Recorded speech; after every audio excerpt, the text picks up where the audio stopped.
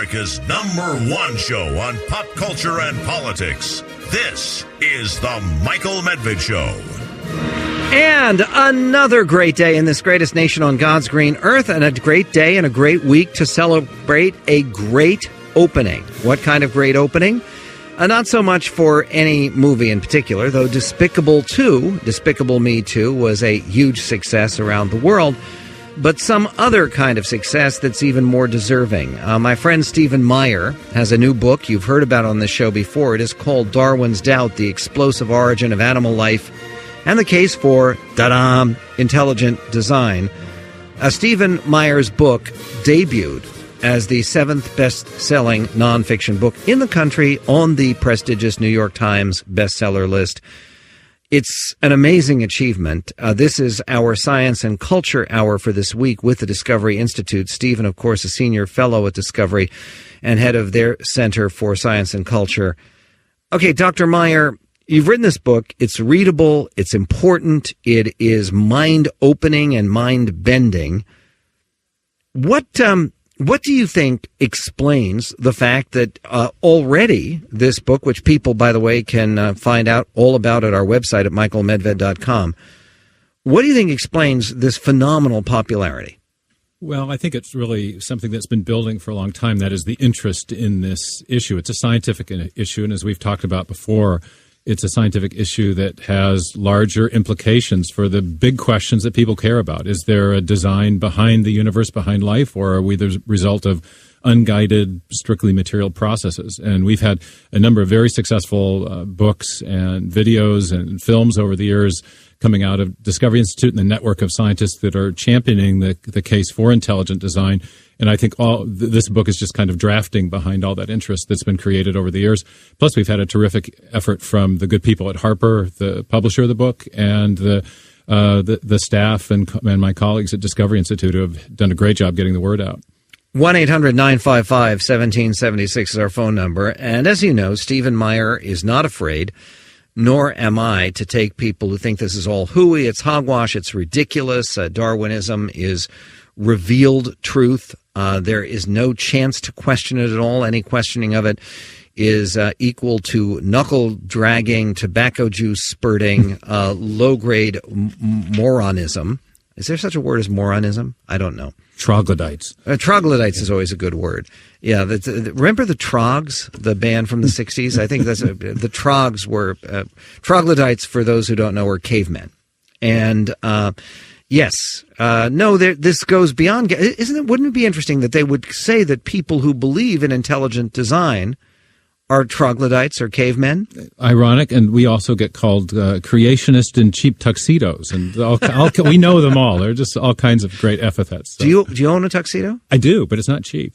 Okay, I don't own a tuxedo. 1-800-955-1776. The other thing that's very interesting in the world of intelligent design and some of these profound questions is this review, and it is a fascinating review and a prominently featured review in The New Yorker.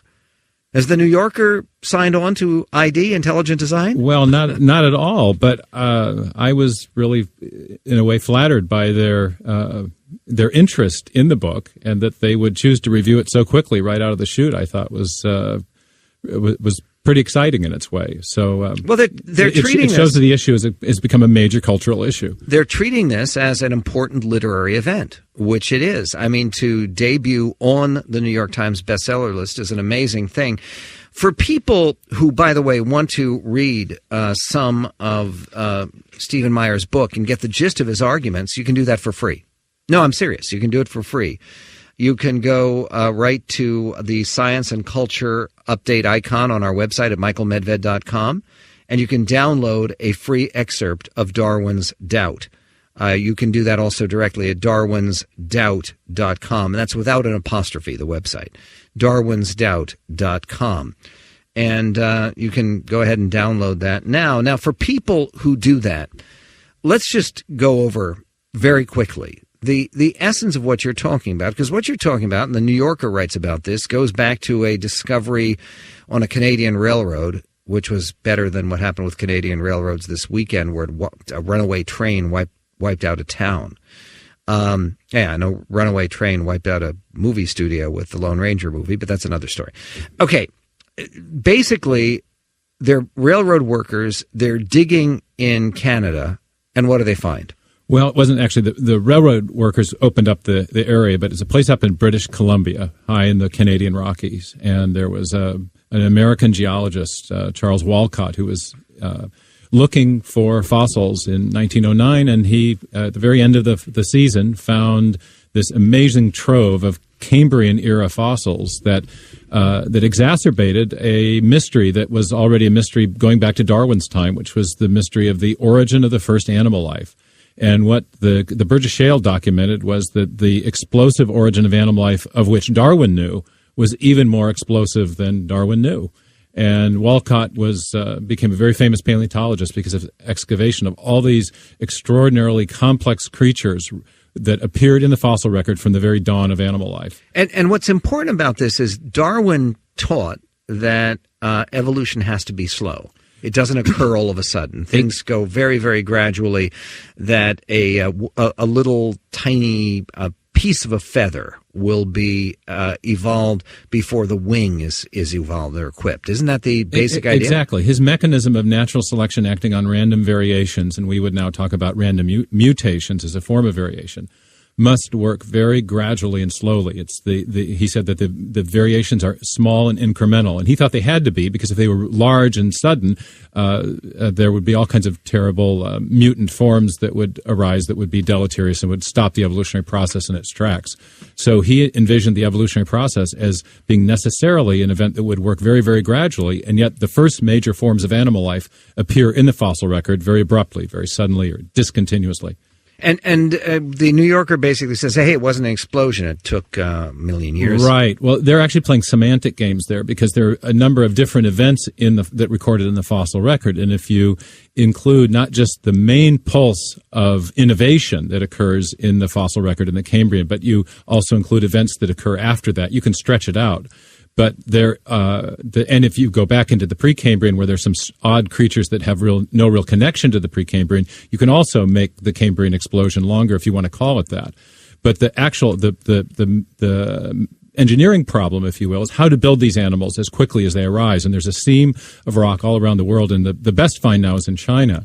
And there are 13 to 16 major phyla, the biggest groups of animals that arise in a 5 to 6 million year window. It's not a 30 million year window as the New Yorker intimated. So it's very sudden geologically, and it turns out that it's very sudden biologically, because of the time that the Darwinian mechanism needs to work. I have a couple chapters in the book that examine the mathematical requirements, or examine mathematically what would be required to generate the amount of form and structure that arises. And I show that even generating a few coordinated mutations, and this is using the Darwinian math, the mathematical expression of Darwinian theory that comes from a discipline of evolutionary biology called population genetics, that the Darwinian math shows that there's not enough time to generate even a few coordinated mutations in the time scale of the entire time that life has been on Earth.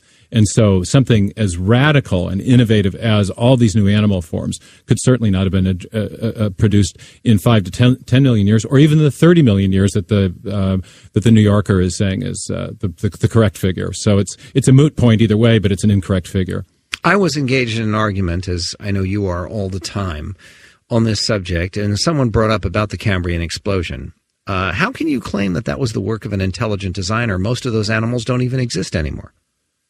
Well, the question is essentially the question of the origin, and many of the animals and the animal forms have existed right to the present. Some have gone extinct. One of my favorite Cambrian forms is the comb jelly, which in 530 million years has evolved not a bit. We have the same basic form with us today. But comb jelly? Yeah, we have them out in Puget Sound. But the amazing thing about the Cambrian is, or the challenging thing about the Cambrian is explaining how the forms originated. And the argument that I make for intelligent design is not based on is not just a critique of neo-Darwinism. It's based on some of the features that are present in animal forms when they arise. One of which we now know is information. The Cambrian explosion wasn't just an explosion of form. It was an explosion of information. And what we know from experience is that information always comes from an intelligent agent. 1-800-955-1776 is our phone number. We're speaking with Dr. Stephen Meyer about his brand new bestseller, debuted and number 7 on the New York Times bestseller list. You can help it move even higher by going to michaelmedved.com, clicking on the Science and Culture Update icon, or by giving us a call and engaging in conversation about whether it even matters whether life was designed or just happened. Give us a call now. 1-800-955-1776. The Michael Medved Show. That's 1-800-955-1776.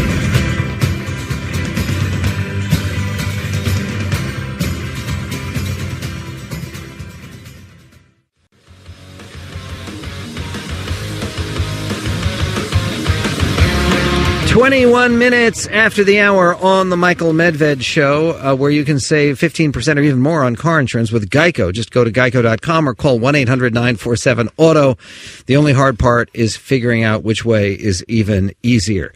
And Stephen Meyer is in studio with us for the last time in a studio that is in transition. We actually go to our brand new studios at the same radio station on Wednesday, which will be an epic day for improved technological proficiency here on the Medved Show. And speaking of improved technological proficiency, Stephen has done a fantastic job getting the word out about his book, Darwin's Doubt.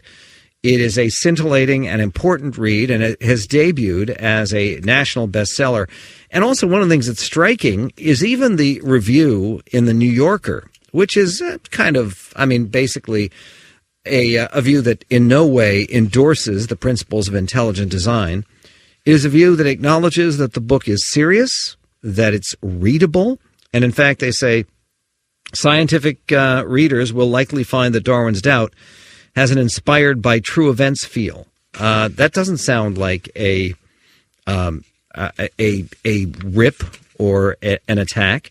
And in fact, in the review, the reviewer, who is a Pulitzer Prize-winning science writer for The New Yorker, acknowledges that that this book will continue and contribute to the ongoing conversation. 1-800-955-1776 is our phone number. You make a point, Stephen, that I think most people don't realize, and this gets us to the question I posed right before the break about why it matters, why this is important. That we just had a lot of talk about Thomas Jefferson because as the principal author of the Declaration of Independence, he, of course, is always a figure on the 4th of July. Most people think of Thomas Jefferson as a purely secular religious skeptic. And in some ways, he was certainly a religious skeptic, certainly skeptical about some of the claims of Christianity. But Thomas Jefferson actually had some points of view on this issue of intelligent design, did he not? Well, he did, and they were important for the founding of the country because he believed that it was possible to know by reason, not by revelation, not by biblical or truth or church authority, in the reality of a creator. And because of that, he believed he was then able to affirm that it was self-evident that we believe that we're endowed by that creator with certain inalienable rights. And he came to the conviction when he said that we could know about the reality of a creator by reason. He came to that conviction because of his impression, his overwhelming impression of the design of the universe. He said at one point, I hold that when we take a view of the universe in its parts, general or particular, it is impossible for the human mind not to perceive and understand a conviction of design, consummate skill, and infinite power in every atom of its composition. So he believed that there was evidence of design, therefore a designer, therefore a creator who was the basis of our individual rights.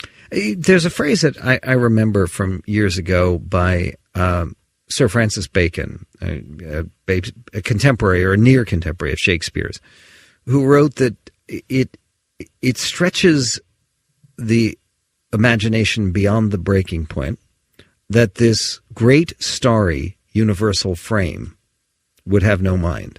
It's a beautiful quote. You find quotes like this in Kepler, in Newton, in Galileo. All the main founders of the modern scientific revolution not only believed that the universe was the product of a mind because of their religious beliefs, they also thought they were seeing evidence of it when they examined the science itself, whether it was the intricate orbits of the planets or the intricacy of, for example, the eye, or which Newton wrote about persuasively in his book, The Optics. Newton was a Bible believer, was he? Very much so a Bible believer. He actually wrote more on the Bible than he wrote on science, but we know him best because of his tremendous breakthroughs in physics. I know that he was extremely fluent in Hebrew and had studied Hebrew specifically to access the Hebrew scriptures directly. Let's go to Paul in Pasadena, California. By the way, Newton born on Christmas Day. I think that's right. I'm almost certain, yeah. Paul in Pasadena, California. You're on the Michael Medved Show with Dr. Stephen Meyer. Hi, how are you? Very well, sir. Good. Thank you very much for having me on. I read your book, Stephen, probably in about a week's time. It was very, very informative and very, very, very helpful. I myself am a Christian. I very much adopt the theistic model for the universe. And one thing that I don't believe in the theory of evolution, primarily because the evidence presented to me is just full of holes. I don't believe in theistic evolution or naturalistic evolution by any means. But one thing that does plague me in the fossil record, and I was wondering if you could have a perspective on this, if there is an intelligent designer involved, is the presence of bipedal primates, primary Cro-Magnon man, Homo erectus, Neanderthal, and how do they relate to the modern human, and perhaps why would the intelligent designer create these beings? I really work the other end of the time scale with the origin of the first life and the origin of animals in the very first place. But the fossil record in the hominid line has been a long time a point of contention. There's a lot of disagreement about it, and so I think there's some grounds for skepticism about some of the things that we often encounter in the textbooks. We put out a little book a year or so ago on human origins that you might find on our website, and have a look at that for further investigation. Let's go to Roger in Temecula, California. You're on the Michael Medved Show with Stephen Meyer of Discovery Institute. Thank you. I'll try to make it quick. Congratulations on the new studio, too, by the way. Thanks. God willing. Hey, I never get a good response, and maybe I don't ask the question well, and that's the problem. But evolution seems to be premised on everything progressing in some sort of advancing way. Everything it progresses, it adds on and gets better as it evolves over millions of years. Would there also not be examples of things regressing or de-evolving if it's sort of a random thing, and is there such a thing? Well, classically, Darwinism and the modern neo-Darwinists would say that there's no progress involved in evolution. It's just things adapting to the environment, and whatever is fittest ends up surviving best. So there's the notion of progress is kind of imposed on the evolutionary process. Well, there would be progress in the sense of things become better adapted.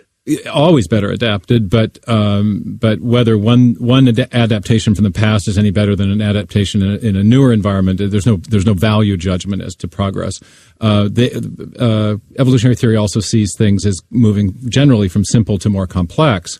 But what I think is interesting, and one of the challenges to the theory, is that the mechanisms that we actually see at work tend to there are many examples of loss of form and structure. There are very few examples of any significant increase of form and structure, and that's what has to be explained. Okay, all of Darwinism is based on the idea of mutations. I want to get into this with Dr. Meyer, who's also the author of the best-selling book Signature in the Cell.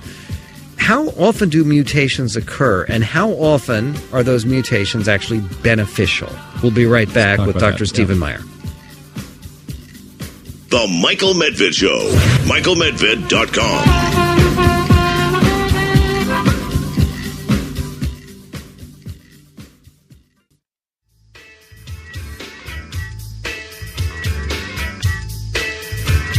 "34 minutes after the hour on the Michael Medved Show, where it's easy to save 15% or even more on car insurance with Geico. Just go to geico.com or call 1-800-947-AUTO. The only hard part, figuring out which way is even easier. And it's easy to see why Stephen Meyer's work has inspired all kinds of controversy, but also praise. Your book was praised by the New Yorker as a masterwork, but they said it was a masterwork of pseudoscience. Yes. By the way, the way Hollywood works, you would just put on the cover of the paperback edition a masterwork, the New Yorker, and don't put on the pseudoscience part. Is that a fair indictment of your book? Well, it's what my colleague David Klinghoffer called a backhanded compliment, but I think it's an actually very interesting charge because it goes right to the heart of the issue. Why is that they admit the book has lots of science in it, that it's reasonable, that it's serious, but they say it's a masterwork of pseudoscience. What makes it pseudoscience? It's pseudoscience because it does not yield to the rule that says that we must limit ourselves to strictly materialistic explanation in science. I argue that we're looking at evidence of the activity of a mind, and that evidence is the digital code, the circuitry, the hierarchical organization of information you see in these animals. These are all features that we know arise from one and only one kind of cause, and that cause is intelligence, a mind, not a material process. When you come to that conclusion, you've broken the rule of science that is known as methodological naturalism or materialism. And that's what intelligent design is all about. We want to say the more fundamental rule of science is to follow the evidence where it leads, not limit scientists to only invoking materialistic causes when you're looking at an effect that we know from experience only arises from something besides just matter and motion. 1-800-955-1776 is our phone number. Just very quickly, Stephen, because I want to get on some other calls.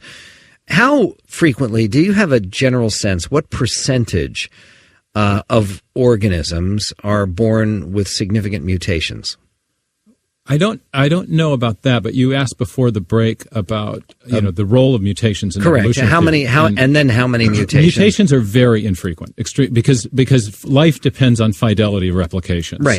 So it's a tiny minority. And mutations are not things you want. Okay, but there's another question. It's not just the mutations; it's what kind of mutation. And one of the things I show in the book is that if you want to build a new animal form, you have to have early acting mutations that affect the first few cell divisions, because you got to build a new body plan, and you need mutations to act early to affect enough change to build a new body plan. But those are the very mutations that are not just deleterious, not just harmful, they're always lethal. It's the problem known as embryonic lethals. Okay, so wait, and also, wouldn't you need, for the mutation to be transmittable to a subsequent generation, it would need, that same mutation would need to occur more than once, wouldn't it? It would need to occur once and then spread throughout the population. But the kind of mutations you need just don't happen. And so you can talk about mutation as a kind of magic wand, but when you get to the specifics of the kind of mutations that are necessary, those early acting beneficial body plan mutations never happen. The early acting mutations are always lethal. Let's go to Bill in Phoenix. Bill, you're on the Michael Medved Show with Dr. Stephen Meyer. Hello. Nice to talk to you, Dr. Meyer, and thanks for having me on, Michael. I guess, the question I've got is, did Darwin really didn't talk at all about origins of life as much as about speciation, differentiation of species. Is this correct? Well, absolutely. The first book I wrote, Signature in the Cell, addressed the question of the origin of the first life, a question that Darwin himself never addressed, and a lot of people don't know that. His book attempted to explain the origin of new forms of life from simpler pre-existing forms. But then there's also the question of the origin of the big new forms of life, the fundamentally new animal forms, the kinds of mutational processes or processes of variation we see in biology today result in very small scale variations like changes in the size and shape of finch beaks. The mechanism of mutation beaks, yeah. Right, yeah. The mechanism of mutation and selection does not do a good job of explaining, say, the origin of birds in the first place. So, as one evolutionary biologist put it, natural selection does a good job of explaining the survival of the fittest, but not the arrival of the fittest. The ultimate origin of fundamentally new form and structure, which is what the Cambrian explosion is about, is something that seems to exceed supersede the creative powers of the Darwinian mechanism, or the modern neo-Darwinian mechanism. 1-800-955-1776, our phone number. The book, Darwin's Doubt, big new bestseller by Dr. Stephen C. Meyer.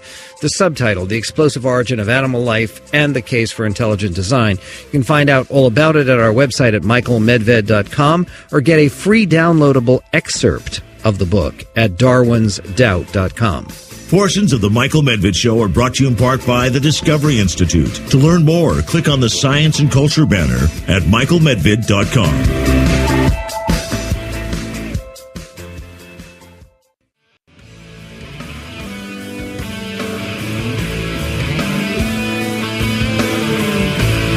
44 minutes after the hour on the Michael Medved Show with Dr. Stephen Meyer. He is the author of Darwin's Doubt, the new bestseller, subtitled The Explosive Origin of Animal Life and the Case for Intelligent Design. Just to review very, very quickly, when you call somebody a mutant, and I remember that used to be an insult in junior high school when we were all taking biology for the first time. It was, you say mutant. A mutant, I don't know if there's ever been a rock band called the Mutants, but there probably should be. But a mutant means somebody who's missing an eye or a limb or something. It's bad. It's not a good thing. It's not considered a compliment if you're calling someone else a mutant. And yet the assumption of neo-Darwinism is that a mutation occurs often enough in a very positive way, and that is then replicable. And that's replicable and put through the entire population. You know the literature vastly, vastly better than I do. What would be the best example of an observable in historic times, since Darwin, an observable mutation that has caught hold for any species? Maybe the sickle cell anemia mutation, which changes the structure of the hemoglobin molecule, which confers some immunity for people who are in malaria-infested climates. It's also something that generally you don't want to have.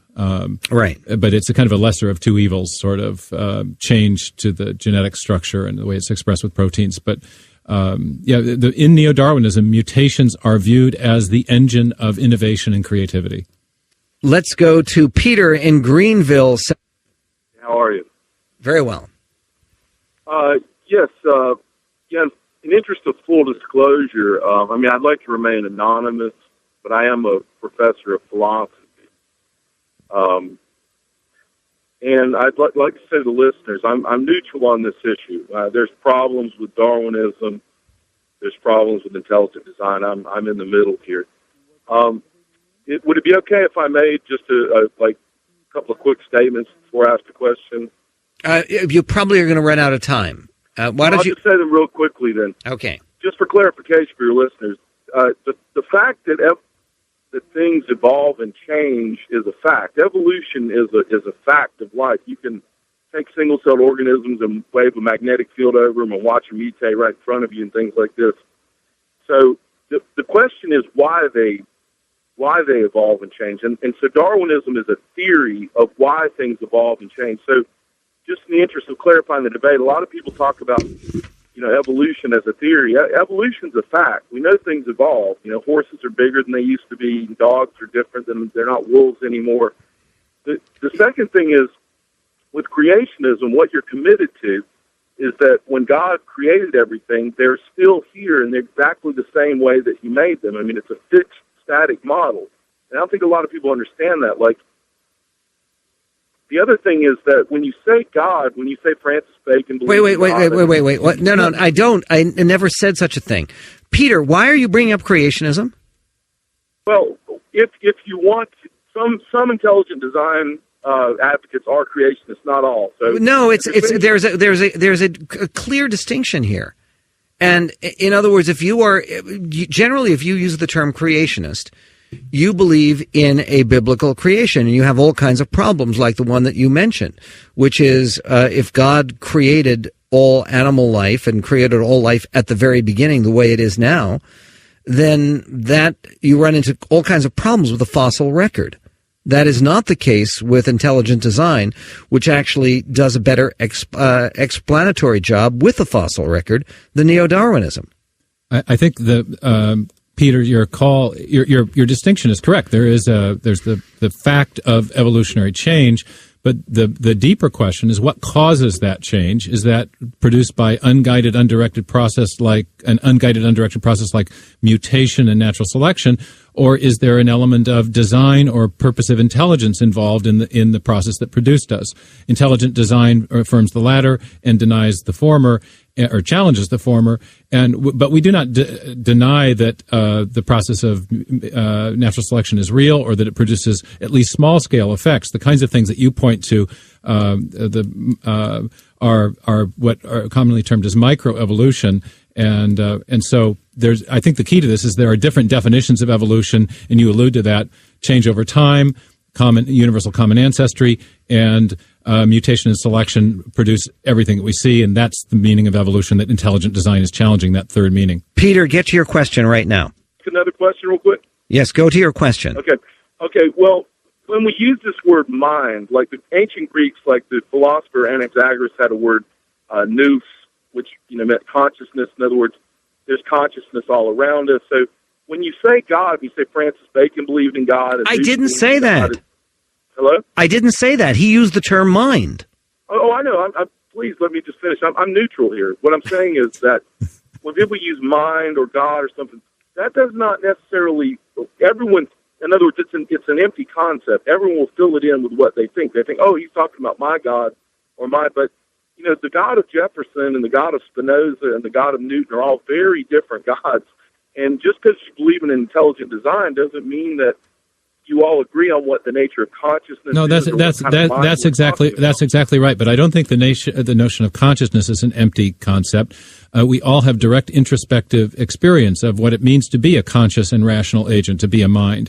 And what I'm arguing for is that what we see in the history of life are indicators of the activity of mind, and those are the things that we see that are indicators because of what we know from our uniform and repeated experience, the basis of all scientific reasoning. That these are indications of what we know only minds can produce. So if we see digital code and we see an explosion of digital code, we know from experience that only minds produce such thing. We can infer that a mind was at work. Then the question as to who that mind was is a question for subsequent philosophical reflection. When we come back, I want to get into what the real argument is. The real argument here is not between people who believe there is a universal mind and people who believe there is a God. The real argument is between people who believe there is either a universal mind or a God and people who believe there's only materialism. We'll be right back. The Michael Medved Show. MichaelMedved.com.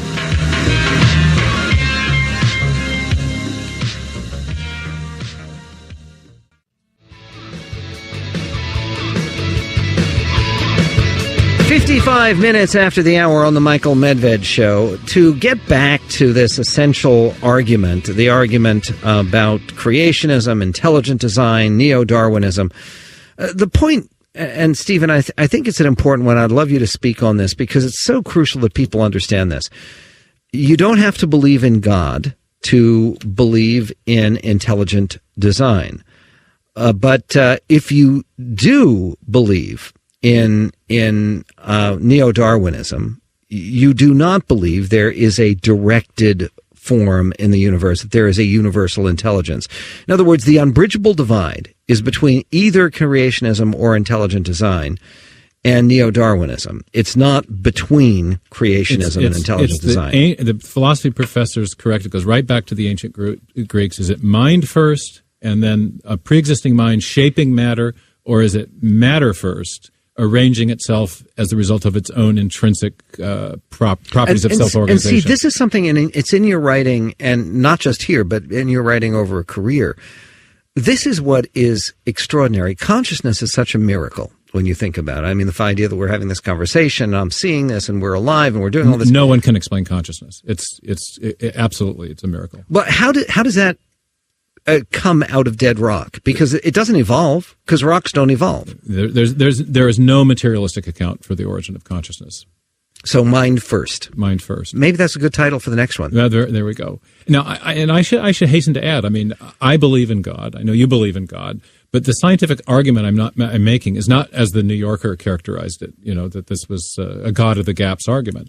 I'm arguing for the activity of an intelligent agent of a mind because of the evidence we see in the natural world. Once you have gotten to that conclusion, you are then free to deliberate as to the nature of that mind and who that agent might be. But the scientific evidence gets you at least to the conclusion that there must have been a mind or an intelligence involved, because what we see in the history of life are attributes or features that are only produced by intelligence, and that's what we know from experience. And the kind of God that you come to from some of the scientific investigations, I mean, I think of this with some of the recent developments and breakthroughs in physics, where people are talking about alternate universes. I mean, it is so far beyond any simple materialistic explanation. And also, you can say it's far beyond a very limited, caricatured religious explanation. If anything, all of these discoveries of the mind in control of the universe as the designer of this incredibly elaborate code makes God seem even more awesome. Would you agree? I think so, but I think and the evidence I'm looking at in biology is only a part of it, because you also have the evidence of the fine-tuning of the laws of physics and chemistry, which I think point to a designing mind acting from the very beginning of the universe. Stephen Meyer, the author, the book Darwin's Doubt, already a bestseller. Help make it even more so. Go to michaelmedved.com, click on the science and culture icon.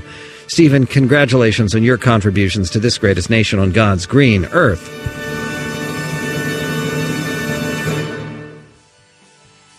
This program was recorded by Discovery Institute Center for Science and Culture. ID the Future is copyright Discovery Institute 2013. For more information, visit www.intelligentdesign.org or www.idthefuture.com.